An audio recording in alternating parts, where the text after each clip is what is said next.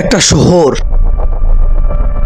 মাটির এত নিচে, যেখানে সূর্যের আলো কোনোদিন পড়েনি, কোনো জানালা নেই, নেই কোনো দরজা। কিন্তু এই অন্ধকার শহরে বসবাস করত 20,000 মানুষ। শুধু বসবাস না, রান্না করত, স্কুল চালাতো, পূজা করত। কিন্তু প্রশ্ন হলো, এই শহর কে বানালো আর কেনই বা বানালো মাটির এত গভীরে?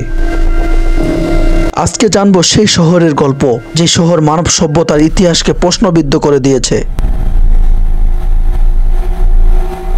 এই শহর কে আবিষ্কার করলো তার সম্পর্কে আমরা জেনে আসি।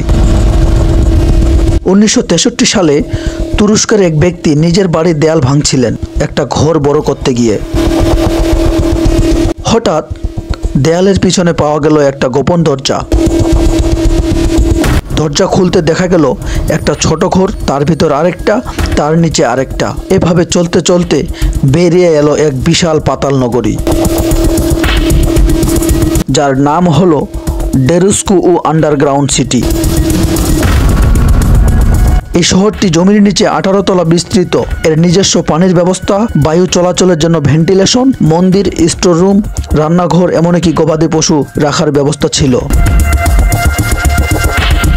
সেই সময় এমন কিছু বানানো কি আদৌ সম্ভব ছিল? তাহলে এটি কিভাবে নির্মাণ হলো, চলুন জেনে আসি।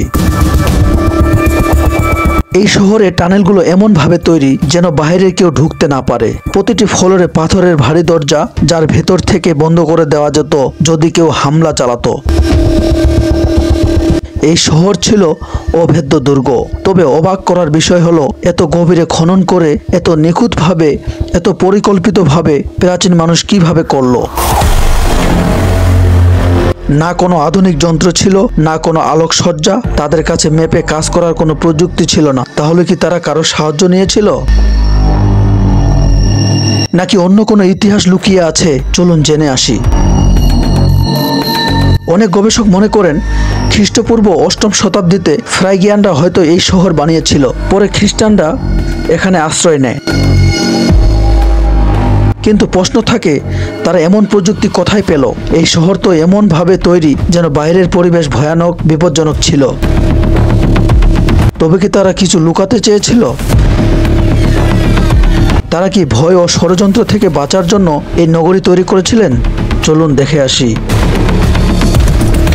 অনেক ষড়যন্ত্রবিদ বলেন ডেরুস্কু বানা হয়েছিল এক ভয়ঙ্কর বিপর্যয় থেকে বাঁচতে। হয়তো ছিল মহা জলোচ্ছ্বাস, হয়তো ছিল মহাকাশীয় কিছু হামলা, কিংবা এলিয়েন ইনভেশন।